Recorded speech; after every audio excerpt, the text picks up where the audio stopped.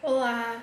Nesse vídeo eu venho aqui falar com vocês um pouquinho sobre depressão e ansiedade. Como que as nossas programações podem interferir no processo de depressão e ansiedade. A depressão e a ansiedade são um dos transtornos psiquiátricos mais comuns. A depressão ela chega a ser mais incapacitante do que a hipertensão, o diabetes e a dor lombar. Ela pode ser caracterizada em vários níveis, mas as características mais comuns desses transtornos é a presença de tristeza profunda, humor irritável, desesperança, baixa autoestima, dificuldade para dormir, entre muitos outros, junto com alterações de sentimentos afetando assim a capacidade de funcionamento das pessoas. A depressão ou a ansiedade, elas podem ocorrer em qualquer fase da nossa vida, seja na infância, na adolescência, na fase adulta e até na fase da velhice também. A depressão, ela é diferente daqueles momentos de tristeza, né? Os momentos de tristeza são passageiros, a depressão não. Em alguns casos de depressão mais profundos, é necessário o uso de medicamentos, para que o medicamento ajude o organismo a regular o sistema hormonal, né? E assim a pessoa comece a ter um alívio dos sintomas. Mas é sempre muito importante associar o tratamento medicamentoso junto com o tratamento psicológico, porque o remédio ele não vai eliminar o problema, a causa do problema, né? O remédio ele vai aliviar sintomas, ele é sim muito importante, mas ele não elimina a causa. A pessoa depressiva, ela tem uma visão negativa dela mesma, uma visão negativa dos outros e do mundo e uma visão negativa do futuro, né? A pessoa depressiva muitas vezes não consegue sonhar, ela não consegue planejar o seu futuro. Ela tem aquele pensamento que ela carrega junto com ela de que ela sempre estraga tudo, de que ela não é boa, de que ela é burra, de que ninguém liga para ela, de que todo mundo está sempre ocupado demais, que o mundo não é um lugar bom e nunca vai melhorar, então ela pode desistir. Ela traz essa desesperança junto com ela, né? Normalmente, a depressão ela vai se instalar por conta de alguma situação que a pessoa passa na vida, como a perda de alguém, problemas financeiros, problemas de saúde, divórcio, entre outros. A forma como a pessoa vai interpretar essas situações, esses eventos, é que vai influenciar, né? Como ela vai se sentir. E é aí que entram as nossas crenças, as nossas programações, a nossa história de vida, como quiser chamar, porque no fundo é tudo a mesma coisa, né? Porque a forma como eu vou interpretar uma situação vai depender do que está programado em mim, vai depender do que eu vivi, de como foi a minha história de vida até aquele momento.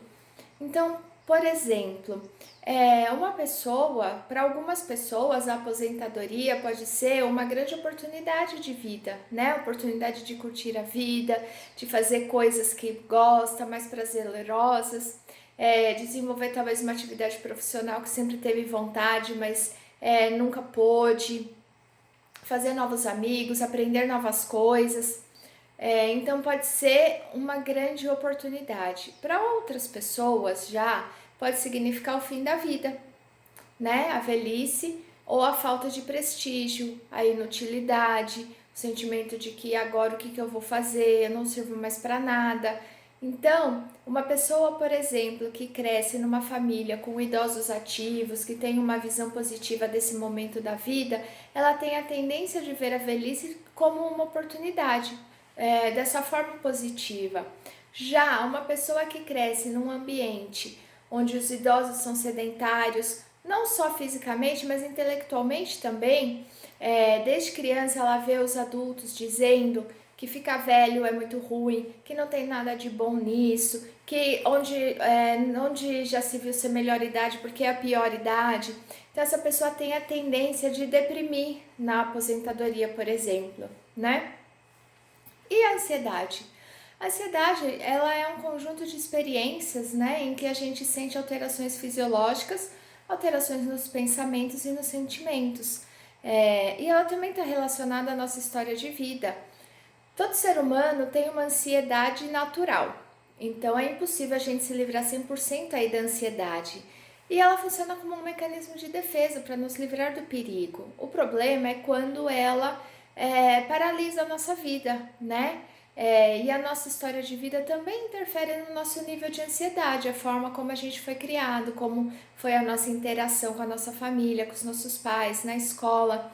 Então, na verdade, tudo que a gente deixa de fazer ou que a gente faz está relacionado com as nossas programações, com o que a gente viveu.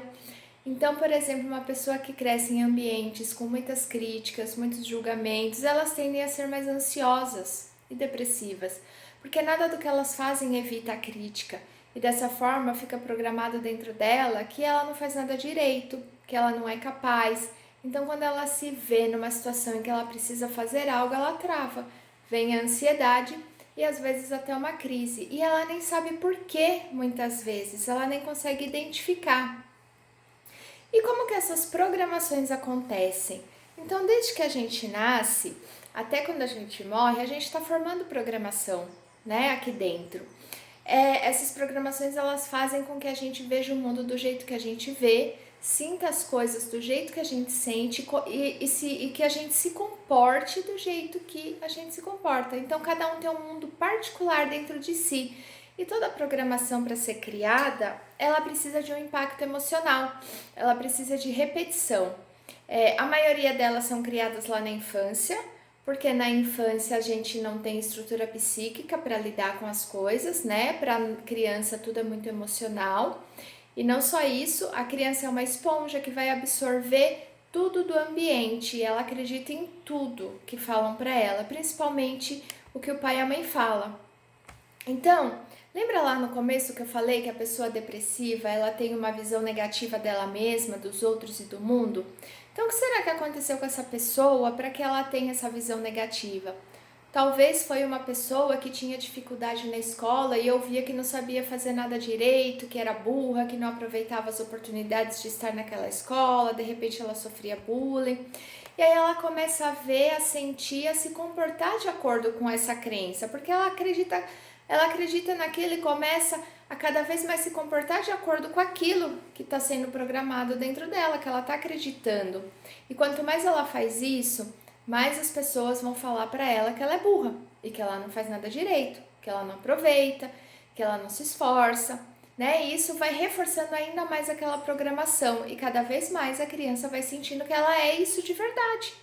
E ela cresce e começa a dizer com verdade que ela é burra e que ela não sabe fazer nada direito. E ela se sente incapaz.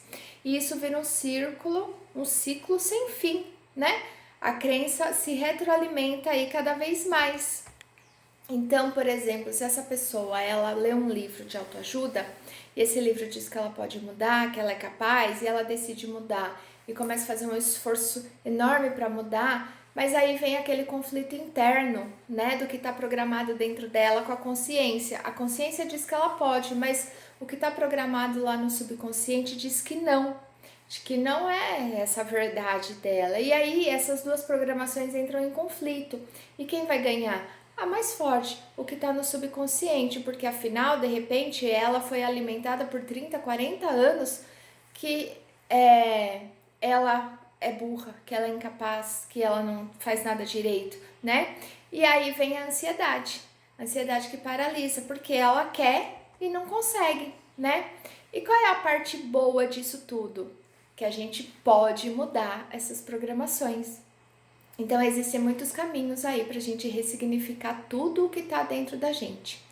E um deles é a hipnose, a hipnoterapia, né? Porque através da hipnoterapia a gente consegue acessar o subconsciente, que é lá onde estão essas programações, e descobrir a raiz, qual é a programação ligada à ansiedade, à depressão.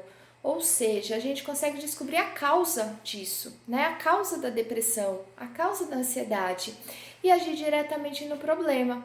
E depois que forem entendidas e trabalhadas, essas razões elas deixam de existir. Uma vez que a pessoa ressignifica aquilo que está dentro dela, ela ressignifica aquela programação, aquilo não incomoda mais. Então, o objetivo é fazer com que ela seja capaz de agir de forma diferente diante das situações que representavam um problema para ela.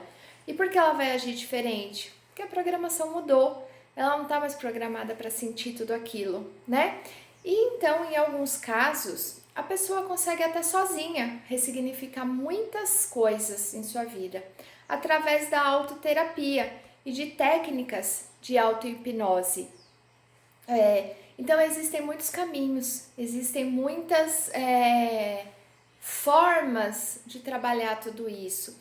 Então, se você conhece alguém ou você percebe que você tem essa ansiedade além da conta, essa ansiedade que te paralisa, que não te deixa ser quem você veio para ser, ou até a depressão mesmo, busque ajuda, né? Não é vergonha buscar ajuda, não é feio buscar ajuda, pelo contrário, é um ato de coragem buscar ajuda, assumir o comando da sua vida, né? Então, espero que essas informações aí sejam úteis e que vocês possam ter um dia aí maravilhoso hoje, extraordinário.